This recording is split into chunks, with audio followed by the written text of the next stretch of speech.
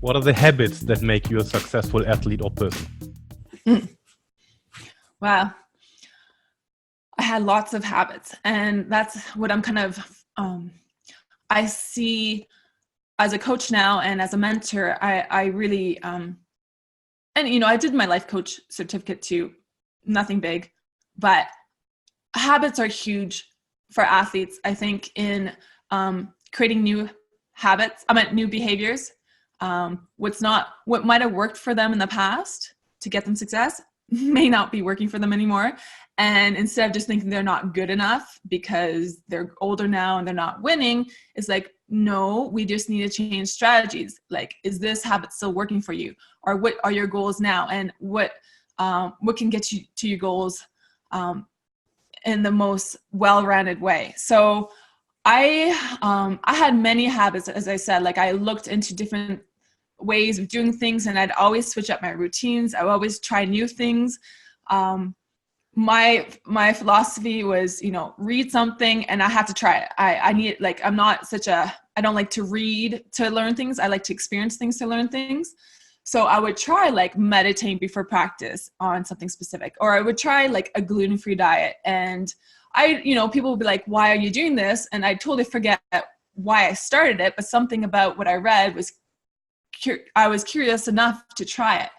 So in the end, the habits I had were very personal to what worked for me. So I would never say every athlete should be gluten-free, because I believe that I believe every athlete should probably try different diets.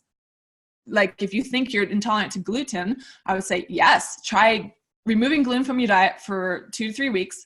And if you feel substantially better, that's probably what you want to do. And that's kind of like they understand the feeling of they feel better. So that's what will change their habit, their behavior, right? If it's like, yeah, I kind of feel better, but it was stressful and it was miserable, I'd be like, well, even if you committed to that goal of removing gluten just because you're a bit better, you probably won't stick to it. And the stress around it will probably cause more inflammation in your body and, ixnay the whole purpose of doing it, right? So I think every athlete needs to develop habits that reduces stress, that gives them energy, and that keeps them on track to consistently making decisions throughout the day towards what they want, their goals. And for me, I knew generally what I needed, but I'd always still, because I'm a combined eventer, I liked doing lots of disciplines at once. I didn't like sticking to one thing for too long. I'd switch it up because I had a long career. If I stuck to what worked for me when I was 19-year-old at World Juniors versus a mother, 35-year-old, I probably wouldn't have had such a long career. And discovery, like the whole discovery process, I think it keeps athletes engaged, and it keeps them accountable, and it keeps them thinking for themselves critically of how they can solve problems. Cool. There's something that piqued my interest. I read it on your website.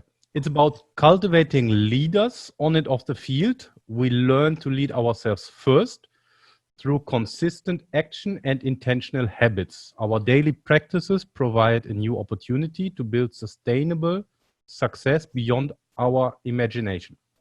What would these habits be? The habits would be, again, they would be driven by the athlete themselves.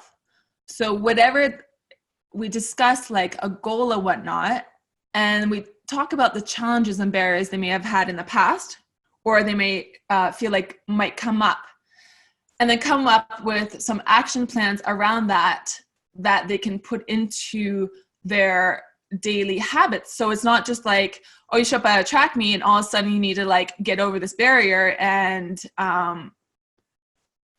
you didn't practice. Like, everything, tools need to be practiced, just like training and technical stuff needs to be practiced. So when you get to high pressure situations, or you get to where you need that performance, it's your default state. It's like you've done this and it takes no more energy to do it again, right? You've practiced it. So an example would be, a habit would be, say if an athlete is having issues with insecurity or self-confidence, I asked them, what can you do on a daily basis that will help you practice this? And it doesn't have to be at practice. It can be at school. It can be with your parents at home. It can be the way you interact on social media. Like, what do you think is going to help you, say 30 days from now, like very small, realistic goals to help you see that you can improve in this and your self-confidence. If you do things in alignment to yourself and your needs, you will see improvement. So yeah, I'm not a big thing. You know what? I was very critical and judgmental about athletes when I started making national teams, because I thought you need to be persistent, disciplined, blah, blah, blah. And I'd get to these training camps before a major competition with athletes that I kind of looked up to, and their habits were horrible. You know, they'd be up all night looking at, before Netflix, you know, watching videos or movies, not even like, there was no YouTube back then. I don't know. Anyways, they would be up, irregular sleeping hours, sleeping in, you know, just lazing about, eating really poorly, right? You know, you hear about Usain Bolt eating McDonald's, right? So I think there is no magical habit for any athlete. The best thing is to get the buy-in of the athlete and for them to come up with what they need to get that. So if you tell an athlete you need to do this, they probably won't follow through on it. They'll feel bad about themselves. They'll think they're just not disciplined enough. They're not made out to be a great athlete, and it's not building the confidence. It's not helping them. As a mentor and coach, I am not helping them. So it needs to be, and by the way, these people who had bad sleeping habits and eating poorly before competitions did very well. So it made me question myself as wow, I'm using a lot of energy to really over prepare for these competitions. Like, maybe I need to change. Maybe I need to adjust and see what's really helping me and what I can let go of. I've seen that myself in athletes. Yeah, I've seen that. Do you have a morning routine? How do you get ready for the day? That's a good one. Since retiring, I didn't really have a morning routine because I had no training to go to, and I didn't have a regular job. I didn't know what to do in my life. But I realized that I really like routine, and it helps me. I think a morning routine is very important because it gets you in the right mindset for the rest of the day. And so, 2016 was the last time I competed. It's only until, I've done different morning routines, but it's only until probably half a year ago that I really committed to a morning routine again. And it's made a world of a difference. And again, reading different things. And I guess the timing wasn't right until 6 months ago. And when I read something about, the 5 o'clock club or something like that, I forget whose thing it is. I listen to podcasts all the time, and it doesn't really matter who says it. But if it resonates with me and I try and it feels right, then I'll do it. So my thing is, I started waking up at 5 o'clock in the morning, and I do 20 minutes of workout right away. So for me, it didn't feel right to lift heavy weights that early in the morning. And it didn't feel right to go for a run because I didn't feel like my body was awake enough. So what I ended up doing was I got a Pilates reformer. Okay. And it was very low impact. And I've had lots of ankle and foot injuries throughout my years. So I was like, you know what? I will feel good about this. I'm going to do my activation exercises for my ankles, for my glutes, it's a full body routine, 20 minutes, done. And not more. Usually I'm like, once I feel good, I'm just like, maybe I'll do more. Maybe I'll start doing weights now, or maybe I'll, go for a run now. I was like, no, I stuck to the 20 minutes. And then I'd go between journaling with a coffee to set my intentions for the day, or meditation without the coffee, obviously, and then have my coffee and journal afterwards. So, and shake. I used to like do intermittent fasting in the morning, and I was like, no, I'm going to give myself energy. I did 20 minutes of movement. I'm going to give myself energy and set my intentions, write my journals. And yeah, it's amazing. Not only am I priming my body for the day to activate to have good movement through my joints and my feet, I'm priming my mind by setting those intentions and just reflecting on any questions I may have. Even if I don't know the answers, I can ask myself, what can I do today that will be in the highest good of my purpose or those around me, the highest good of those that I interact with today. And I may not know the answer, but just writing that out sets my, what is important for me for that day. And I assume you said half a year ago, do you think that would have helped you as an athlete as well, having such a routine? Yeah, I think so. Maybe not the 5 o'clock thing. It depends. I had a hard time sleeping sometimes. So, sleep is important for athletes, but not too much sleep. Like, we underestimate how much we can get by with. Like, geez, I had a baby and I was waking up like how many nights, right? And still training perfectly well and being able to recover, right? So I think if it's like the placebo effect, if you think it's helping you, then do it. And for me, what wasn't helping me when I was an athlete was feeling rushed. That was the worst. So I'd keep on pushing my training sessions a little bit later because I didn't want to rush to training practice.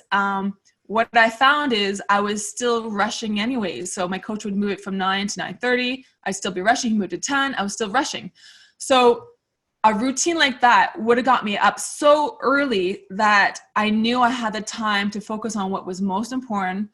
Because you don't want to rush. Like, I wanted to fit everything in. Like, I was still meditating back then. I was still doing kind of these things, but I was feeling very rushed. And that, again, defeats the purpose. You got to understand, like, you need to know, why are you doing these things? And if it's not serving that purpose, then it's not worth going through the motions. It's not worth just saying, well, I'm in the 5 o'clock a.m. club, right? I must be a disciplined athlete, right? If you don't believe in what you're doing or feel like it's helping everything else, right? So, yeah. It's clear. How do you prepare for important moments? Mental. I was a very physical athlete in that my coach he was Eastern European, and he always believed in training a lot, but he was also open to, communicating on how I'm feeling and taking down volume or anything if I felt like I needed it, right? He wasn't like, you need to get these reps in, we need to prepare, this is your last 2 weeks before going to a major competition. If I'm dealing with injury, he'd be like, we don't need to do anything today, it's up to you, right? And for me, I kept on holding on to, well, I need to do it for me to be prepared. Like, I was caught up on, like, I need to get my 150 full out a week and a half before my competition, to know where I'm at and to know that's under my belt. And where I think that comes from is insecurity and a lack of trust in the process, in the program, a lack of trust in myself. And I ended up being injured. I could tell you I was probably injured for every major competition. So I would probably not take my advice for how I prepared for competing, except later. And well, I've always done it, but as I matured and actually, became a different athlete, older athlete, I realized it's more about that trust factor. I need to mentally, emotionally focus on eliminating doubts, all that inner critique and everything. Like, the only purpose of showing up to training to prepare for a competition is to leave feeling good. So that doesn't mean that if I have a bad shot, like in the past, if I had a bad shot put practice, these practices are supposed to be short before a competition. If I had a bad shot put practice, I wouldn't do more reps to prove myself to feel good about leaving that practice. Like, usually I'd be like, okay, just one more until I felt good. So as I got older, it's like, you know what? I'm going to let this go. I understand what it is. Everything is there. And I just need to sharpen up this, right? And to be able to walk away with that confidence and that I'm leaving this practice because I trust that it's going to be there when it needs to be there. That's how I matured as an athlete. And again, keeping the focus on the bigger purpose. What's the purpose of the preparations before a competition? To have confidence and trust and be able to put it out there when the time counts. And so that's how my mind kind of shifts before competitions. Okay, that's cool. How do you overcome setbacks? I think it's tough because, you know, I had a lot of setbacks, as most athletes do, especially the longer career you have.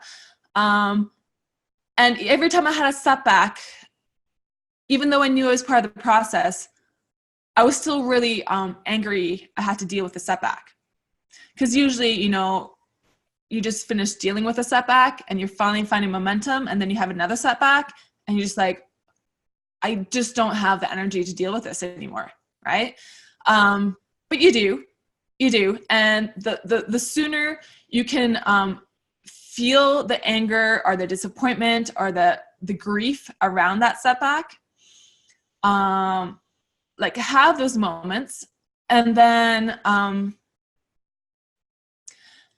again, focus on what you do have control over.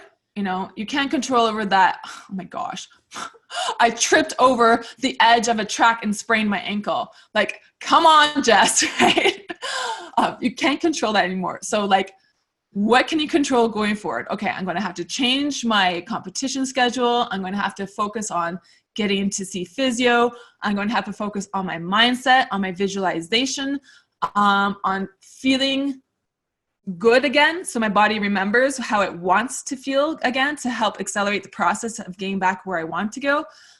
That's when I'm talking about an injury. If it's about not making a team, so and failing and making a team or having a really bad performance, those type of setbacks, again, like there is always silver in the lining of those disappointments. And I have never seen it right after. I've always gone through the process of disappointment, of anger, of grief. And it's not sometimes until later in your career you realize what you learned from that. And that when you're at the line and you need to draw deep into yourself and you need to dig deep, you realize you have it in you because you've gone through all these setbacks and you've always shown that you can step it up. And you've always shown that you will always come to practice ready to give whatever you can give in that day and meet yourself where you're at. There's something really special about like being able to meet yourself where you're at in those moments of setbacks, right? It's almost like respecting, I was told from a coach one time, like there are track gods out there, right? And it was just like a funny analogy, but if you do, it's respecting that the track gods are giving you a lesson that needs to be learned, and to respect that this is where you need to be right now in your career, in this moment. You need to be here and feel what it feels like to experience this, and to know, like, I know every setback reminded me of why I'm doing this and why I want to do it again and why I want to get back out there, right? If I didn't have setbacks, I probably would have lost interest pretty quick, and it just wouldn't have been the same experience. But those setbacks always reminded me that I have the fire in me to get back out there. Yeah, that's how I'd say for athletes to just kind of like meet themselves where they're at. Don't be 10 steps ahead of themselves when they get these setbacks. Really be in the moment, experience those emotions, and then move forward day by day, week by week, without throwing on more expectations and more pressure to get over injuries quicker or to get on the next team to prove themselves they're worth it or that they can do it, right? Okay. Who's your role model and why? Role model. That's one thing I never had. And I always wondered why I didn't have a role model. I think I didn't like to I idolize other athletes because it separated me from them, and in a way it was them being a role model to me because I wanted to be where they were at, but I didn't want to create that separation between me and them, because then it makes it like, how am I supposed to get there? It almost makes it worse, right? So in thinking about that, I thought, well, maybe I'm just like selfish and I just didn't want to have a role model. But I think that might have been a part of it, that I didn't want to see myself as different as them. Even though I aspire, a lot of their attributes they have are inspirational to me. And it may not be just the athlete in themselves, but something specific about the athlete.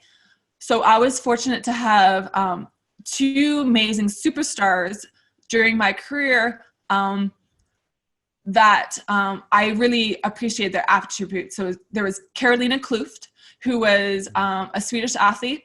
She was never my role model, but I did admire that she was very authentic. She was very in the moment when she competed. And other things about her, you know, whatever. But she was a great athlete. And then Jessica Innes, a British athlete, who both of these athletes are younger than me, only by a couple of years. But again, I really appreciated that she always stuck to her own plan, her own like energy bubble, and that she didn't get distracted by drama or other things people were saying or needing to prove herself. And both those athletes too, I think it's very important to say, I believe they competed clean. And I needed to know that it was possible to be the best in the world competing clean, because you hear everything else in the world. And I was almost naive. I didn't want to hear that this athlete is probably doping and this athlete's, you know, so much better than last year, because, you know, if my coach started or anyone started talking about it, I was like, I don't want to know. I don't want to know. As long as I know there's athletes doing it clean, that's all I need to know. And that's all I have control over. So to have role models who are the best of the world, who can be themselves authentically, and to not be pulled in different directions by media or expectations or the politics of sports was helpful in my career to have. Okay. What's the best advice you received, and who gave it to you? I probably had a lot of good advice. And I did. But one that stands out that it wasn't even advice. I went to my coach. I just saw my coach, my old coach, when I was in high school. I saw her in my hometown. I was just visiting this summer. And I mentioned this incident that she did not remember. And it wasn't advice, but it was something that I remembered, obviously. So I came up to her. I must have been around maybe 16, 17. You know what? I could have been 18 years old. And I said, I was really embarrassed to say this to her, but I was like, I need to tell her because I have a lot of doubt around this. And she was a woman, which was helpful. I probably wouldn't have said it to a male coach. And I was like, you know what? I don't think I'm going to be good in track because I just don't have the body type, right? You look at all these amazing athletes, Canadian athletes and other track and field athletes, and probably back then, maybe not the Canadians, but there's a lot of people probably doping back then in the 90s. But I was like, I wanted to mention that to someone. And she kind of laughed and she's like, oh, don't worry, you'll get there, right? And I think a lot of young athletes have a lot of doubts about these things and may be embarrassed to talk to someone about it. So just having her there and not making a big deal about my doubts and whatnot, but also completely supporting, have complete faith that it's okay to have these insecurities. Like I was doing really well at that stage in my life, and I was performing very well at that stage, but I still had this like doubt because of my body that I could never be one of the best in the world. So that was sometimes advice or hearing something from someone else. It may be very small, like for her, she didn't even remember, but as a coach now, I really realize like the way I say something, even as a mother, the way I say something can have a great impact on an athlete if you just hear where it's coming from and just reassure them in a way that's supportive. Yeah, that's a slippery slope because it can also work the other way around, right? We are not aware of what we're saying and we can do damage. Yeah, or we think it's in their best interest. Yeah. Like, you know, just work, like you hear it all the time, just work hard and you'll get there. Well, how many athletes leave sport very disappointed that they bought into the idea, you know, because they did work hard and they didn't get there. So how are you going to help them? Like, what can you say to that now, right? So, you know, you think you want to give them something to solve the problem. But basically what my coach was saying at that point is like, don't worry, it's part of the process. You'll get there. You'll be okay, right?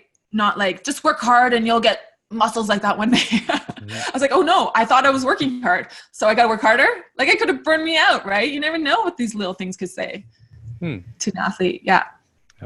I've recently spoken to Bosse van der Goor. He was volleyballer in 1996 and they won actually the Olympic Games. And he said that was one of the biggest insults for him if someone told him he has to work hard, because for him, he always felt he's working hard.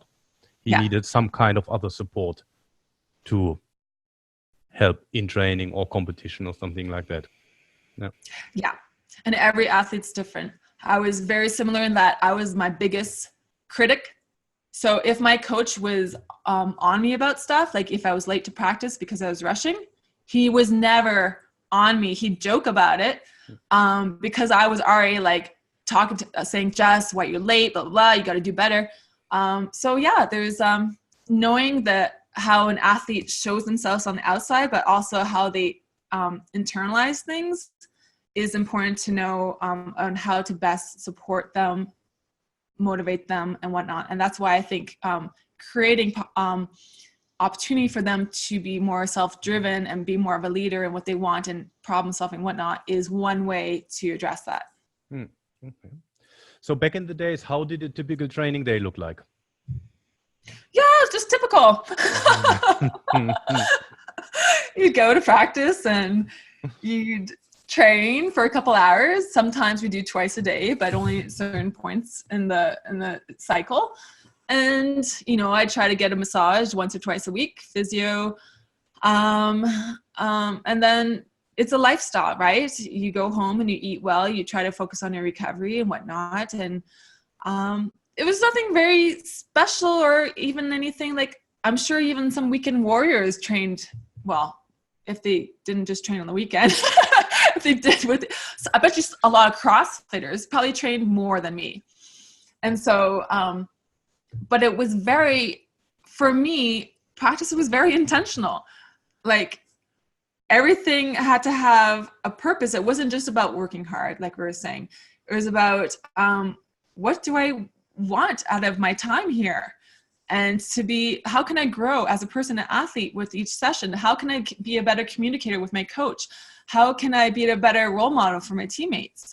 So it wasn't just about like, sure, like a lot of people, you know, you sacrifice so much, you must have worked so hard. You know what? It was play. I loved it. I loved training. It was play. I got to jump in long jump pits and sand pits. I got to throw spears. It was always changing. I loved it. So the training part, there's nothing much to talk about it besides, you know, typical. Okay, that's good. So we're getting to the end of the interview. Do you want to nominate someone to be interviewed? Oh, so there's tons of amazing athletes, and I